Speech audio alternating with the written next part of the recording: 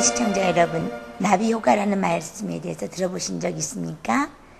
중국 북경에 있는 나비의 날개짓이 다음 달 뉴욕에서 폭풍을 발생시킬 수 있다는 뜻으로 아주 우리 작은 움직임이 나중에 큰 어떤 결과를 가져온다는 것을 상징하는 그러한 이론입니다. 그래서 지구상 어디에선가 일어나는 조그마한 변화로 인해서 예측할 수 없는 날씨 현상이 일어나는 것처럼 결과적으로 우리가 작은 일이지만 나중에는 엄청난 결과를 초래한다는 그런 것을 우리가 시사할 때 보통 나비 효과라고 합니다.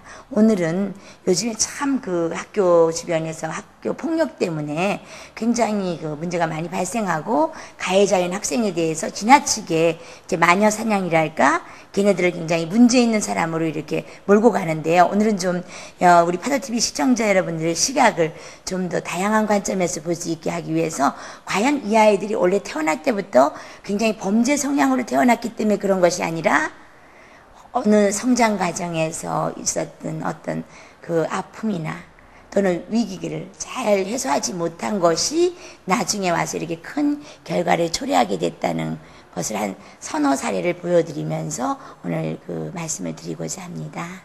먼저 첫 번째 사례를 보여드리겠습니다.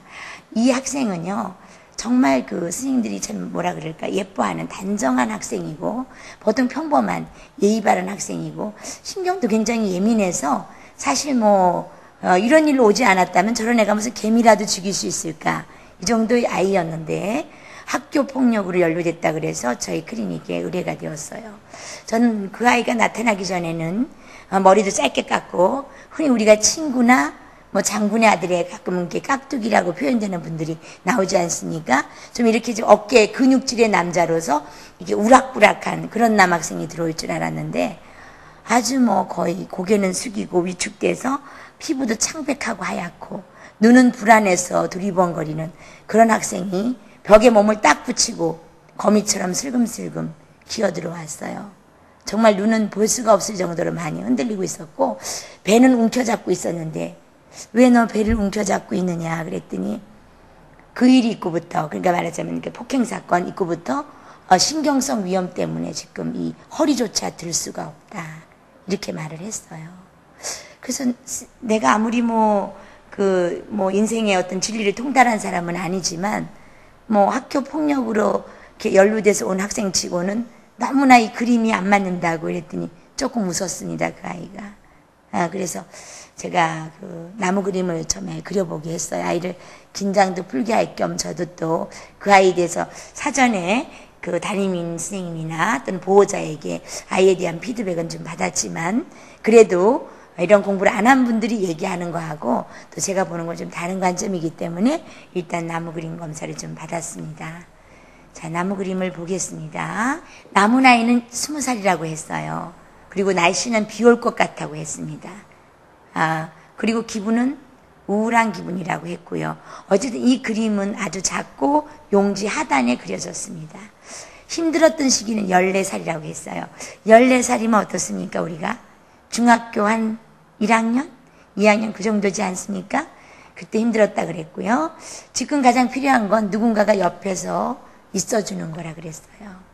그리고 근데 이 아이가 그린 이런 아이의 그 형식적인 분석을 하면 가지가 굉장히 많이 지금 엉겨 있습니다. 가지는 대인관계 유형을 말하는 것이거든요. 대인관계가 굉장히 좀 혼란스럽다 또는 혼란에 빠졌다 이런 것을 이렇게 시사하고 있습니다. 우리가 직그림을 계속해서 좀 보겠습니다. 직그림도요, 아주 그 아이가 체격은 스탠다드예요. 아주 크지도 않고 작지도 않고 정상 체중의 정상의 키예요. 그런데 이 그림이 얼마나 작으냐면 A4 용지에서 거의 한 16분의 2 정도 사이즈? 이 정도로 그렸습니다. 일단 크기도 심리학에서 중요합니다. 위축된 자아를 뜻하는 거거든요. 자, 그림을 그렸는데 여기 분위기가 어떤가 했더니 화목한 분위기래요. 좀 아까랑 컨셉이 안 맞죠? 이런 아이가 자라진 환경이라면 굉장히 갈등도 많고 집안도 우울할 것 같고 그런데 화목한 집이라 그랬습니다. 그리고 가족이 3명이래요. 원래 이 아이 가족은 4명입니다. 동생도 있고요. 그럼 좀 누가 빠졌을까? 하여튼 묻지는 않고 기다렸는데 이 집에 더 필요한 게 나무와 꽃이래요. 나무는 어떤 생명을 뜻하고 꽃은 아름다움을 뜻해서 어쨌든 그 안정적이고 화목한 분위기를 상징하는 겁니다. 그게 필요하다 그랬고요. 그리고 나니까 누구 집과 가깝냐 했더니 자기 집이 아니고 외숙모 집이래요. 왜 너희 집을 안 그리고 외숙모 집을 그리게 됐냐 그랬더니 자기네 친척 집에서 가장 부러운 집인데 그 이유가 딴 게 아니랍니다. 부자라서도 아니고 그래도 외삼촌께서 공무원이기 때문에 그 어린아이가 이런 말을 한다고는 정말 참 안 어울리는 얘기인데 월급을 따박따박 받아와서 참 안정적일 것 같지 않냐고 도리 여자한테 물었어요. 그래서 가장 부럽대요. 자, 이 얘기는 뭘까요? 내담자가 보통 사람들이 이건 뭐 당연한 거 아니야? 한 달에 한 번 월급 받아오는 거? 그런 걸 이 아이는 그게 소망이에요. 자, 그렇다고 하면 우리 이런 심리학을 공부한 사람이라든가 아니면 우리 다른 사람 말에 이면에 어떤 게 있을까를 참 궁금해 하시는 분들은 잠깐 이 생각을 하실 필요가 있습니다. 혹시 이 아이는 그런 작은 어떤 안정감이나 위안조차 받지 못한 불안한 여건에서 크지 않았을까? 네, 맞습니다. 이 집은 아버지가 알코올릭입니다. 그리고 이 아이가 가장 그렸던 처음에 태어나서 한 6살, 7살 됐을 때 이게 검은색으로 성장 나이테를 했는데요. 이때가 바로 아버지가 버스 운전하셨는데 사고가 나서 허리를 다쳐서 그때는 아마 그 식물인간까지는 아니지만 이제 도저히 일상생활이 어렵다는 판정을 받고 집안이 정말 암울해졌대요. 그때부터 엄마의 고생은 시작되었답니다. 물론 그때 뭐 버스 운전은 그만두셨고요. 물론 나중에 몇 년 뒤에 겨우 이렇게 장애인은 되지 않으셨지만 굉장히 이 아이가 한참 어리광 부리고 떼써야 될 그런 나이에 부모님 문제가 더 크기 때문에 자연스럽게 부모님이 의도한 건 아니죠. 내가 우리 아들의 유년기를 뺏어야 되겠다. 누가 그런 각오를 하겠습니까? 제정신인 부모님들이 내가 우리 아이를 불행하게 해야 되겠다. 이런 각오를 하는 부모는 아무도 없지만 이러한 어떤 불의의 사고로 인해서 얘가 한참 어리광 부리고 기염을 독차지할 나이에 그러지 못하고 뒷전에 밀려난 겁니다. 이런 아이들이 뭐 이걸로 끝나는 게 아니죠. 언제나 이 나이를 다시 살고자 해요, 사람은. 사람은 부족하면 채우려고 하는 게 본성이기 때문에 그것이 몇 살이 나타날지 모르지만 언젠간 이 시기를 다시 살려고 할 겁니다. 어쨌든 이 이후로 아버지가 굉장히 그 안정적인 뭐라 그럴까요? 그 가정을 꾸려본 적이 없답니다. 물론 월급도 제때 가져오지 않았고 늘 경제적으로 어려웠고 그러니까 반복된 실패는 아이들뿐 아니라 어른들도 학습된 무기력을 가져옵니다. 그러다 보니까 뭐 가정싸움이 생기죠. 아무리 사랑해서 결혼했다 하더라도 여러분 서양 속담에 이런 말 있지 않습니까? 가난이 집안으로 들어오면 사랑이 창문 밖으로 나간다. 물론 뭐 시청자 여러분들께서는 굉장히 마음 공부를 많이 하시고 교양이 있으셔서 집안이 이렇게 망해 가더라도 여보 우리 힘내서 삽시다. 이런 분들도 계시겠지만 제가 상담한 결과로는 대부분의 분들이 이런 큰 위기가 올 때 서로 배우자를 위로하고 함께 가기보다는 서로 당신이 무엇이 잘못됐다고 서로 공격을 하게 돼서 아마 이중고, 자, 어려운 그것도 힘든데 서로를 비난하기 바빠서 이중 고통을 겪는 경우를 더 많이 봅니다. 이것이 또 우리들의 모습이 아닌가 이런 생각이 들고요. 참 안타까운데 그러다 보니까 아이가 오직하면 뭐 월급이 많지는 않지만 평범한 공무원인데 공무원 집을 부러워서 자기 집을 그리지 않고 외삼촌 댁을 늘 그리워서 이렇게 그렸다고 이렇게 하고요. 이렇게 자기 집을 아예 언급하지 않은 경우는 언급조차 하기 너무 쓰라리다는 겁니다. 너무 힘들다는 거거든요. 아이는 부모의 주의와 시간이 많이 필요한 존재입니다. 그러니까 부모님이 어려움에 빠졌을 때 아이들한테 말만 안 하면 잘 돌봤다고 생각하는 사람이 많아요. 그런데 사실은 그렇지 않습니다. 부모님이 너무 경황이 없다 보면 아이에게 주의를 기울이거나 시간을 할애할 시간이 없어요. 주의를 기울이지 않는다는 건 그 아이의 내면의 욕구를 잘 볼 줄 모른다는 겁니다. 그러면 아이가 섭섭할 수 있고요. 또 정말 도움을 필요로 할 때 방치되는 경우가 있습니다. 근데 사실 이 성장 나이테를 제목을 정하게 하는데요. 회오리라고 했어요. 회오리. 왜 그렇게 정했냐 했더니 정말 자기 짧은 인생이지만 17년밖에 안 살았지만 너무너무 숨가쁘게 너무 힘든 일도 많고 잠깐 물론 위안이 되는 일도 있었지만 전체적으로 자기가 편안하지 않고 마치 그 회오리 치는 그 와중에 자기가 던져진 것 같다고 회오리라 그랬거든요. 그래서 이 여기서 특히 보면 이게 현재 이 검은색은요, 현재 자기 엄마 욕을 했다고 꾸준히 욕을 했다고 자기한테도 평상시 욕을 했지만 아무리 친하려고 애를 써도 급기야는 엄마에게 심한 욕을 해서 결국 한판 붙자라고 한 것이 지금 사실 그 상대가 어떻게 했냐면 무릎뼈를 투닥거리는, 그러니까 얘가 직접 흉기로 무릎뼈를 으스러뜨린 건 아닌데 서로 이렇게 싸우는 와중에서 이렇게 벽에다가 무릎을 심하게 부딪힌 다음에 그날은 몰랐는데 그 다음날 이 무릎이 부러진 거라, 무릎뼈가 부러진 거라는 거예요. 그래서 현재 왜 마음이 이렇게 불편하냐? 학교에서는 일약 자기가 학교 폭력 가해자가 되고 그 아이는 병원에 입원했고 그것만 울면서 계속 이렇게 말씀하십니다. 우리 아들이 피노키오도 아닌데, 그러니까 피노키오처럼 이렇게 나사지에서 만든 어떻게 보면 나무 인형도 아닌데 거기다 이제 핀을 받게 되었어요. 그런데다 더 심각한 건 이게 나을지 모르고 이제 결국은 어떻게 보면 불구가 될 수도 있다. 만에 하나 의사 말씀이 2차 수술을 해도 이게 잘 되지 않으면 불구가 될 수 있다. 그럼 자기가 친구를 이런 작은 이유로 불구를 만들게 된 거잖아요. 이 아이는 지금 저한테 올 때는 그냥 선생님이나 부모님 걱정할까봐 급식을 먹었다고 했는데 실제로는 물 한 모금을 넘기면 못 넘겨요. 바로 토하고 심한 지금 위장병으로 지금 음식을 못 넘기는 그런 상태였습니다. 그런 상태였는데 사실은 요때 흔히 요 갈색 여기 부분이 중3 때였는데요. 이런 것도 왜 사실은 뭐 잠깐 좋은 친구도 사귀고 좋은 일도 있었지만 이런 갈색이 표현된 때가 부모님이 계속 너무나 안 좋은 일을 많이 싸우셨는데요. 아버지가 이제 제대로 일도 안 되자 요즘엔 거의 일거리가 없이 집에 있는데 거의 약주를 드세요. 지금 실내 포장마차를 운영하고 있는데 그 운영 상태도 별로 안 좋고 손님도 없답니다. 근데 아버지가 계속 약주를 드시고 어느 날 차 좀 빼달라고 했는데요.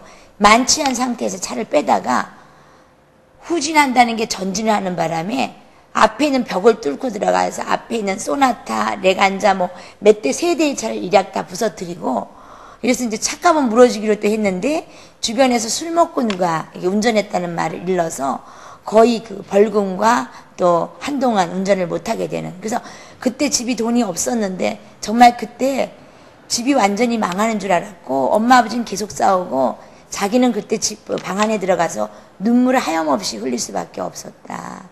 막 이런 얘기를 막 했습니다. 그런데 지금 와서 그러다 보니 이런 아이들은 흔히 심리적으로 굉장히 취약하거든요. 그래서 좀 인정받고 싶고 친구도 사귀고 싶고. 근데 이번 일도 어떻게 된 거냐면 그 친구가 좀 마음에 든 친구가 있어서 같이 좀 어울리고 싶었는데 얘가 계속 안 받아준 거예요. 너 같은 새끼를 안 놀고 싶다든가 이렇게 계속 욕을 하고. 그럼 얘가 그땐 참았는데 또 쓰레기 분리수거를 함께하는 그런 조여서 갔다가 너 그 영화 봤어? 이런 얘기를 또 하니까 네 엄마 어쩌고저쩌고 한다면서 엄마에 대한 어떤 그 굉장히 성적이면서 추한 욕을 하게 됐어요. 그래서 얘가 하루는 참았다가 자기 또 친한 친구에게 내가 그 아이한테 이런 욕까지 들었는데 참아야 되냐 그랬더니 야, 너 그 욕 듣고 참으면 너는 니네 엄마 아들도 아니다. 이런 또 부추김을 당하다 보니까 용기를 내서 얘는 사실 싸움도 잘 못하는데 한판 붙자 이렇게 된 겁니다. 근데 일이 몇 대 때리지도 못한 상태에서 이게 무릎이 부딪히는 바람에 또 수업도 시작되고 이렇게 돼서 이걸 잘 끝날 줄 알았는데 무릎이 너무 많이 다쳐서 일이 이렇게 돼서 아이가 본의 아니게 이렇게 사건이 커지다 보니까 공포에도 질리고 이렇게 됐었어요. 그래서 제가 이 아이는 그냥 평범한 학교폭력 가해자로 다루면 얘가 상처가 너무 크겠다. 전혀 그런 아이가 아니고 어떻게 보면 정말 열악한 가정 여건 때문에 어떻게 방치된 그런 아이에 해당하는데 이래서는 안 되겠다 해서 보고서를 좀 아이가 좀 정상 참작이 되도록 하기 위해서 이렇게 좀 상담을 해주기로 됐었습니다. 근데 이 아이가 지금 현재 자기의 삶을 이렇게 조각했는데 이렇게 만들었어요. 이게 뭐냐 했더니 자기 심장이 이렇게 쪼그라들었답니다. 그래서 이 얘기를 하면서 또 중학교 때 힘든 얘기가 또 나왔었어요. 이걸 하면서 나오지 않은 얘기가 이걸 하면서 또 나왔는데, 중2 때인가, 그때는 엄마 아버지가 정말 대판 싸웠는데 너무 무서웠는데요. 동생은 피신시키고, 자기는 아버지를 그래도 극한상에서 말릴 수 있는 사람은 큰아들이라 그러면서 생각이 없는 거죠. 그냥 보통 싸우는 것도 아니고 기물을 부수는 그런 아버지 중에 아이를 뒀대요. 너무 무서웠고 정말 심장이 부들부들 떨렸답니다. 아버지가 물론 부부싸움을 하면 뭐 교양 있게 토론하는 식이 아니라 엄마도 때리고 기물도 다 부쉈는데, 그때 마침 슈퍼를 했었는데요. 슈퍼 아이스 크림을 넘어두는 통 유리가 뭐랄까요, 온도가 내려가지 않게 하기 위해서 좀 유리가 두껍지 않습니까? 그게 깨지면서 거의 아버지 손도 다쳐서 피도 흘리고 이런 와중을 목격하면서 정말 심장이 쪼그라들었다. 그리고 밤마다 두 분이 싸우시는데 자기가 그 싸우는 그 와중에 잠을 깨면 잠을 못 든답니다. 부모님이 이제 그만 싸우더라도 잠에 깨워서 그 어스름한 여명이 비춰오는 그 새벽녘에 벽에다 등을 기대고 내가 왜 이런 집에 태어났나, 난 왜 이런 집에 아들로 태어날 수밖에 없었나, 눈물이 하염없이 흐르면서 이렇게 있었다고 그래요. 제가 마음이 너무 아팠어요. 그래서 이 제목을 이리 차이고 저리 차이고, 자기 심장이 이리 차이고 저리 차이고 했다고 이 제목을 이리 차이고 저리 차이고라고 했어요.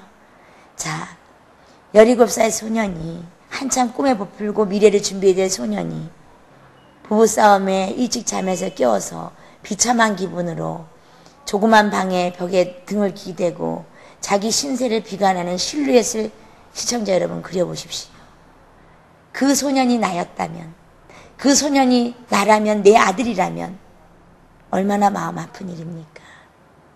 자, 제가 오늘 말씀드리고 싶은 것은 이렇게 학교폭력 가해자도 과거에 피해자였다는 겁니다. 직접 맞았거나, 물론 이런 아버지니까 또 안 때렸겠습니까? 굉장히 제가 그 아버님을 만나뵀는데 지시적이고 통제적이고 모든 탓은 남의 탓이고 이런 분이셨어요. 저를 면담하러 오면서도 약주 한 잔을 거하게 걸치시고 오셨어요. 자, 이렇게 남한테 내놓기 부끄러운 아버지의 의사소통 유형은 전부 다 비난형이고, 자, 이렇게 당한 아이가 나중에 또다시 어떤 갈등이 일어났을 때 정말 효율적으로, 합리적으로 문제 해결을 할 수 없다는 겁니다. 부모님의 행동을 모델링하기 때문에 우리가 본의 아니게 또 그 과거에 안 좋았던 그런 갈등 해결 방법을 답습하게 된다는 거. 그래서 학교폭력 피해자도 가해자도 함께 치료받고 사랑해줘야 될 그런 아이들이지, 어떻게 보면 너는 범법자고 이렇게 또는 벌을 받아야 될 사람이 이렇게 이분법적 구조를 해서는 결코 해결될 수 없다고 저는 생각합니다.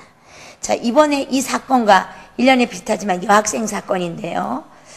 그러니까 여학생 중에 한 명이 먼저 그 아버지가 대처승입니다. 대처승이어서 고3이 고등학교 입학하자마자 수능 준비를 해야 된다고. 물론 그 아버지 말씀으로는 중학교 때 부모님 기준에 좀 날라리과에, 그러니까 공부 열심히 하지 않고 보면 이렇게 좀 놀았다고 해요. 그래서 이번에 고등학교 들어가서 수능 준비를 시킨다는 명목으로 절과 가정집이 따로 되어 있는데, 집은 가정동에 있고 절은 도화동에 있는데요.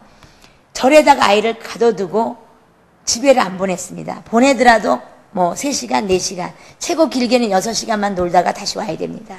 그리고 수도하듯이 아침에 일어나서 명상도 해야 되고 공부도 해야 되고, 학교 끝나면 6시까지 오지 않으면 정말 개 표현으로는 개패드 자기를 빼고, 그 다음 11시까지 학원 갔다 와서 또 와야 되고, 이런 타이트한 데 너무 있다 보니까 아이가 어느 날 못 견디고 그냥 학원을 빠졌습니다.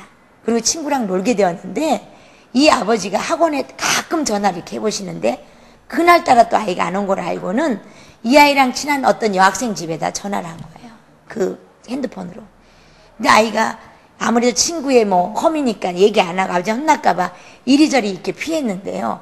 아버지가 그 여학생을 불러오면서 네 친구한테 다 들었다, 이렇게 넘겨짚고 말씀하신 거예요. 그리고는 정말 굉장히 팼습니다. 패고 머리를 싹둑, 긴 머리였는데 머리를 잘랐습니다. 여자에게 머리가 어떤 겁니까? 여자들은 이 머리가 잘못되면 잠도 오지 않는 존재가 우리 여성이고, 굉장히 정말 할머니가 돼도 예쁘다는 소리를 듣고 싶어 하는 게 이게 여성심이라고 하는데요. 정말 아이가 잘못했다고 그냥 뭐 옛날 시대도 아니고 이제 삭발도 아니고 싹도 그렇게 아주 잘라버렸어요. 다시는 그런 행동 못하게 한다고. 이렇게 하고 굉장히 때리는 와중에서 내가 네 친구한테 다 들었다니까 이 친구가 그럴 리는 없다고 한편 믿으면서, 친구를 믿으면서도 일단 아버지한테 너무 맞다 보니까 친구가 슬그머니 원망이 되는 겁니다. 왜 아버지한테 일러서 날 이렇게 맞게 하는가. 그래서 학교 와가지고는 자기하고 또 친하게 지내는 친구의, 그 매를 피해가지고 그날 밤으로 뛰쳐나오면서 자기랑 또 친하게 지내는 그 여학생 집에 전화를 한 겁니다. 나 좀 피해 있게 해달라고. 그 아이한테 자세한 얘기를 안 할 수가 없었지요. 그래서 그러다 보니까 이제 의협심에 불타서 그 아이 내가 손 좀 보겠다. 그러니까 나중에 알고 보니까 이 아이랑 지금 현재 아버지한테 일렀다고 오해를 받은 그 여학생이랑 원한이, 그러니까 오래된 원한이 있더라고요. 작년에 그 여학생이 자기 남자친구를 얘 표현하면 꼬리를 쳐서 뺏었답니다. 그러니까 여차저차 그때 원한도 남아있는 이런 있으니까 이번 기회에 친구의 억울함을 풀어줄 겸 그날 화장실로 불렀어요. 학교 화장실로. 그래서 정말 뺨을 자기네들은 몇 대 때렸다고 하는데 피해받은 아이가 일주일 뒤에 요양하고 나온 거 보니까 일주일 뒤에까지 여기 피멍이 들 정도로 뺨을 때리고 머리채를 하도 자꾸 흔들어서 머리를 못 감을 정도로 이렇게 하고 무슨 여학생이 무릎뼈를 하도 발로 걷어차서 다리를 걷지 못할 정도로 아이를 이렇게 때려놓은 사건이 발생을 했어요. 그래서 이것도 언제나 저는 뭐 경찰관도 아니고 검사도 아니기 때문에 행동의 결과만 가지고 나쁜 학생이다 보지 않아서 이 학생이 의뢰되었기 때문에 이 아이도 심리적으로 어떤 이변이 있는가 제가 이렇게 보았습니다. 이 먼저 물고기 가족화는요, 그 왜 엄하게 아버지가 스파르타식으로 교육을 시킨다고 절에다가 이렇게 놓고 한 학생의 물고기 가족화인데요. 정말 아버님을 나중에 만나봤지만 정말 대단하신 분이더라고요. 일단 내 것만 옳다 이런 분 있지 않습니까? 그리고 본인이 이렇게 수도하시는 분들이 가끔 목사님이나 이게 스님들이 다 그런 건 아니신데요. 나만 옳다 이런 게 굉장히 많으세요. 그래서 다른 생각이나 다른 사람의 세계를 잘 알려고 안 하시는 것이 있었는데 그분도 그랬습니다. 겉은 예의 바르게 네 말씀하시죠. 근데 거의 내 자식이는 내가 더 잘한다 이런 식이어서 사실 거의 면담이 실패한 경우입니다. 그러니까 아이는 지금 이번 기회에 이거는 뭐 시작일 뿐입니다. 제가 볼 때는 이렇게 양육 태도를 고치지 않는 한은 곧 가출할 것 같습니다.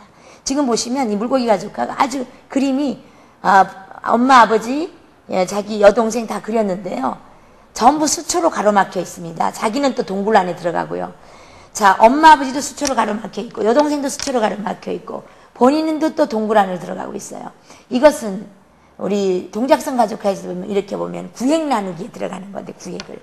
가족 간의 정서적인 유대가 전혀 없는 거예요. 물론 뭐 주민등록 상에는 이렇게 가족으로 되어 있겠지만 정서적 교감이라 그럴까? 이런 게 전혀 없는 가족을 말합니다.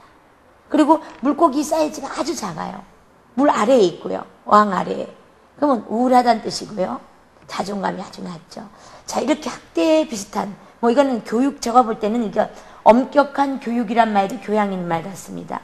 학대에 버금가고 외국 같은 바로 신고하면 이게 되는데요. 그 정도죠. 아이가 온몸이 이렇게 맞아가지고요. 이렇게 만지면 바로 비명을 지를 정도로 많이 맞았습니다. 거의 아버지가 이렇게 말씀해요. 저는 그럴 수 없습니다. 내가 부러지든 양당 간의 결정을 냅니다. 이렇게 무슨 누가 보면 3차 대전을 결정하는 아버지처럼 그렇게 말씀을 하셨어요. 이런 분이시니까 이렇게 맞고 큰 아이니까 어떻게 자존감이 높아질 수 있겠습니까? 이 아이는요 자기를 은유적 자아상을요 벌로 표현했어요. 왜 벌로 표현했냐? 마음껏 날아다니고 자유롭고 싶어서 늘 구속되기 때문에 마음껏 벌 돼서 여기저기 놀러 다니고 싶고 자유롭게 여기저기 다니면서 자기 뜻을 피우고 싶다라고 얘기를 했어요.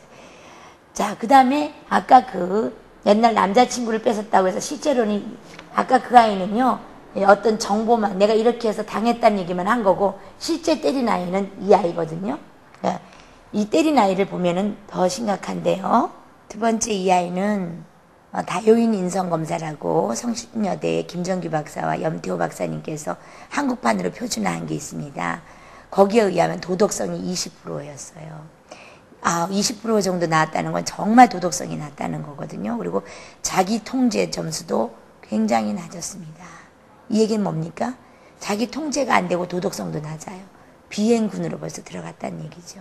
그러니까 그만큼 오랫동안 이행되는 건데, 얘는요, 아까 그 아이랑은 반대입니다. 거기는 정말 과잉 거, 어떻게 보면 자기 식들을 키우려다 보니까 그릇된 양육 방법이고, 여기는 거의 방임된 경우죠. 너무 열악한, 정말 어려운, 정말 괜히 부리말, 우리 인천에서 만석동 같은데 같이 열악한데 이렇게 살면서, 현재는 좀 이사를 했습니다만, 어릴 때 거의 아주 영아기 때는 외할머니 집에서 같이 살면서 키웠다고 그래요.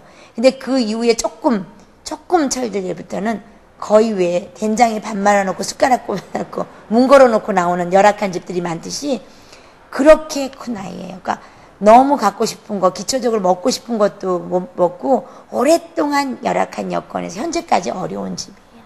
해서 아이가 뭐라 그럴까요? 결핍이 너무 심해요. 물론 그랬다고 해서 아이가 다 공격적이 되는 건 아니고요.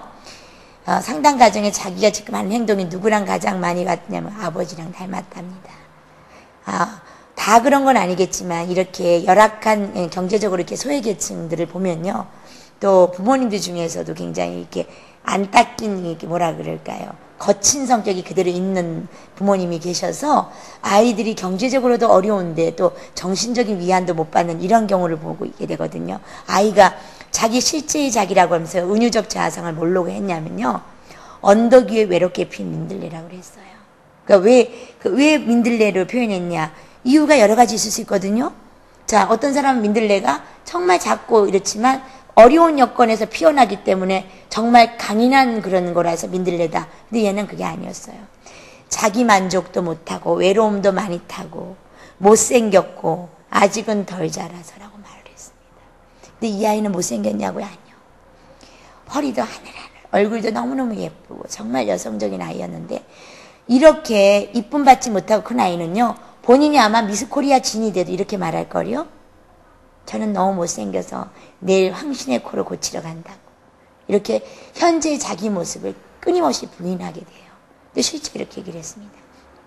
지금 가장 필요한 건 물도 주고 화분에 옮겨서 보살펴줘야 된다. 이렇게 케어받지 못한 아이들이 이렇게 말을 합니다.